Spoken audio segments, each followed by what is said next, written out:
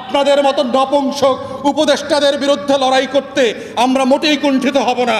তাই সাধু সাবধান, অন্তর্বর্তীকালীন সরকারকে বলছি, 1 নম্বর কাজটাই ইমিডিয়েটলি করবেন, গণ তদন্ত কমিশন হতে হবে। আপনাদেরকে আমরা দয়া করে উপদেষ্টা বানিয়েছি, এটা ভুলে যাবেন না। কিন্তু অধিকাংশ উপদেষ্টা যারা জীবনে কোনোদিন 1 ফোঁটা রক্ত ঝরান নাই বাংলাদেশের জন্য, এই বাংলাদেশের জন্য 2 ফোঁটা ঘাম ঝরান নাই, যেই বাংলাদেশের দুঃখ কষ্টে গত 16 বছর ফ্যাসিবাদের বিরুদ্ধে একটা প্রতিবাদের লড়াই করেন নাই, একটা মিছিল করেন নাই, হাসিনার বিরুদ্ধে একটা স্লোগান দেন নাই, লাখো শহীদের রক্তে কেনা দেশটা কারো বাপের না, সেই কথাটা মুখের উপরে হাসিনার উপরে বলেন নাই। সম্মানিত দর্শক মণ্ডলী, এবার উপদেষ্টাদের কঠিনভাবে ধোলাই করলেন বাতিলের আতঙ্ক, অন্যায়ের সাথে আপোষহীন একজন ব্যারিস্টার ফুয়াদ। তিনি উপদেষ্টাদেরকে নপুংসক বলেও আখ্যায়িত করেছেন। কিন্তু কেন তিনি হঠাৎ এমন উপদেষ্টাদের উপর রেগে গেলেন এবং হাসুয়াপার প্রধান কার্যালয় বর্তমানে গণশৌচাগারে পরিণত হয়েছে, এর পেছনে কি রহস্য রয়েছে, এ নিয়েই থাকছে আজকের ভিডিওতে বিস্তারিত প্রতিবেদন। তাই আজকের ভিডিওটি খুবই গুরুত্বপূর্ণ হতে যাচ্ছে। 1 সেকেন্ড না টেনে পুরো ভিডিওটি দেখার জন্য আহ্বান করছি।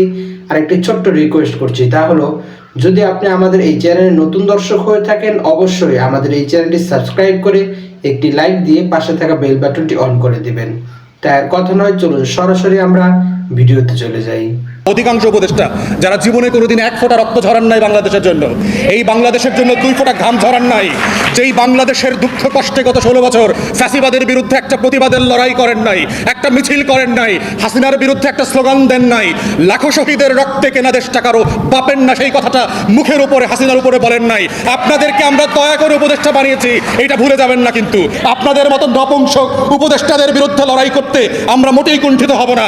তাই সাধু সাবধান, অন্তর্বর্তীকালীন সরকারকে বলছি, 1 নম্বর কাজটাই ইমিডিয়েটলি করবেন, গণ তদন্ত কমিশন হতে হবে।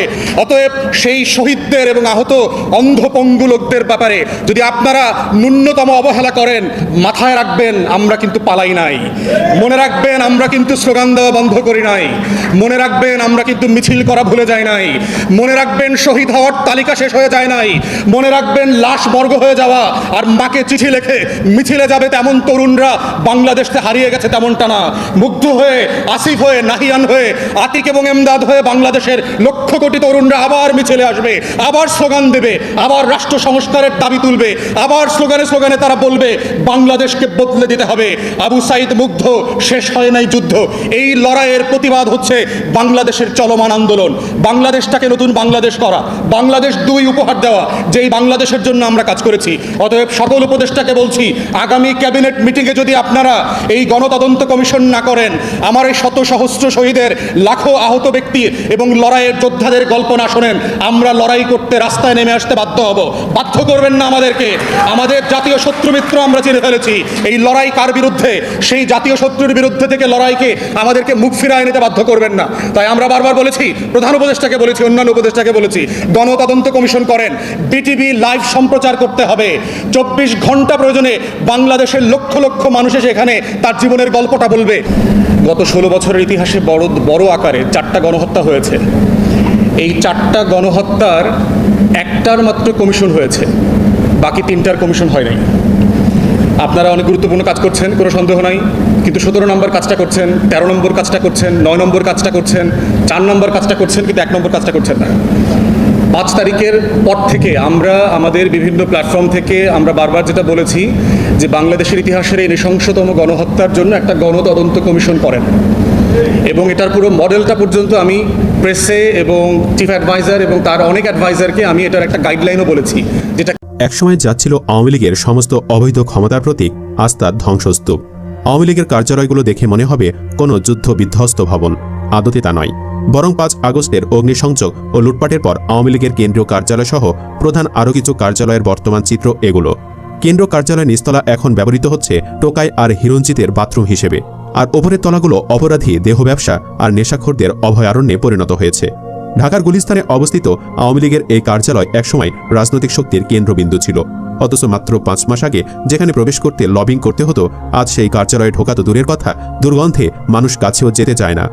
সম্মানিত দর্শক মণ্ডলী, ব্যারিস্টার ফুয়াদ বলেন, বর্তমানে যে উপদেষ্টারা ক্ষমতার আসনে বসেছেন তাদের মধ্যে অনেক উপদেষ্টাই এমন রয়েছেন এই গণ অভ্যুত্থানে বা এই 16টা বছরে ফ্যাসিস্ট শেখ হাসিনার বিরুদ্ধে যারা একটি বাক্য উচ্চারণ করেছে এমনটাও পাওয়া যায় না। এই যে তারা এই গণ অভ্যুত্থানে একটু ঘাম ঝরিয়েছে এটাও আমরা দেখিনি। এই উপদেষ্টা মণ্ডলী এরা যে ক্ষমতার আসনে বসেছেন সম্পূর্ণ আমাদের দয়ায় বসেছেন এবং তাদের সর্বপ্রথম যে দায়িত্ব সেটা হলো একটি গণ অধিকার কমিশন গঠন করা, একটি তদন্ত টিম গঠন করা, যাতে সবখানে দুর্নীতিমুক্ত একটি সুষ্ঠু সংস্কারের মাধ্যমে সুষ্ঠু একটি নির্বাচন দেওয়া সম্ভব হয় এবং জনগণের যে মনের আশা ও দাবি সেটা পরিণত হয়। অন্যদিকে যেখান দিয়ে যে কার্যালয়কে কেন্দ্র করে যেই কার্যালয়ে বসেই 16টা বছর হাসুয়াপা বিভিন্ন প্রকার জুলুম, নির্যাতন, নিপীড়ন, গুম, খুন, হত্যা ও তার যে নির্যাতনের স্টিম রোলারের আইন জারি করেছে, সেই আওয়ামী লীগের কার্যালয় বর্তমানে শৌচাগারে, গণ শৌচাগারে পরিণত হয়েছে। এটা ইতিহাসে একটি দৃষ্টান্ত হয়ে রয়েছে যে কোনো সরকার বা কোনো ব্যক্তি যদি সে জালেম হয় বা স্বৈরাচারী হয় তার পতন অনিবার্য এবং তার পরিণতি এমনটাই হবে, এমনই পরিণতি হবে যেমন পরিণতি হয়েছিল কারুনের। সে নিজেকে অনেক ক্ষমতাশালী মনে করেছিল, কিন্তু তার মৃত্যুটা কিভাবে হয়েছিল? বড় মর্মান্তিকভাবে। ঠিক একইভাবে এই হাসুয়াপা তার পতনের পেছনেও তার বাবার একটি কথা আমাদের মনে পড়ে যায়। তার বাবা বলেছিলেন, তার বাবা শেখ মুজিব বলে গিয়েছিলেন যে যখন মানুষের পতন নেমে আসে তখন মানুষ পরতে পরতে পদে পদে ভুল করতে থাকে। হাসুয়াপাই তার পতনের পূর্বেও তিনিও এরকমভাবে ভুল করতেছিলেন। তিনি ভুল করে নিজের জনগণের টাকায় কেনা অস্ত্রই নিজের জনগণের বুকের গুলি চালিয়ে তাদেরকে নির্মমভাবে হত্যা করিয়ে যে ভুলটা করেছিলেন এই ভুলের মাসুল তাকে এখন পর্যন্ত পালিয়ে বেড়াতে হচ্ছে। তার এই পালিয়ে বেড়ানোর যে লুকোচুরি খেলা সেটা হয়তো বা বেশি দিন আর লাগবে না, এর অবসান অচিরেই হবে। কারণ আমরা দেখেছি তাকে বিচারের জন্য যে আদালতটি প্রয়োজন সে আদালত ইতিমধ্যে প্রস্তুত হয়ে গিয়েছে। এখন শুধু বাকি আনুষ্ঠানিকভাবে তার বিচারের কার্যক্রম শুরু করা এবং তাকে ধরে এনে শাস্তির কাঠগড়ায় দাঁড় করানো। আমরা আশাবাদী যে অন্তর্বর্তীকালীন সরকার অচিরেই ইন্টারপোল পুলিশের মাধ্যমে তাকে ধরে এনে যথাযথ শাস্তির আওতায় নিয়ে আসবে। সম্মানিত দর্শক মণ্ডলী, আজকের এই ভিডিও সম্পর্কে আপনার কি মতামত? অবশ্যই আপনার সেই মূল্যবান মতটি আমাদের কমেন্টস বক্সে জানাবেন। আর আজকের ভিডিওটি যদি আপনার ভালো লেগে থাকে অবশ্যই ভিডিওটি একটি লাইক দিয়ে শেয়ার করে দিবেন। আজ এই পর্যন্তই। সকলেই ভালো থাকবেন, সুস্থ থাকবেন, নিরাপদ থাকবেন এই আশা ব্যক্ত করে আজকের ভিডিও এখানেই শেষ করছি। আমিন ওয়া আখিরু দাওয়ানা আলহামদুলিল্লাহি রাব্বিল আলামিন। আসসালামু আলাইকুম ওয়া রাহমাতুল্লাহি ওয়া বারাকাতুহু।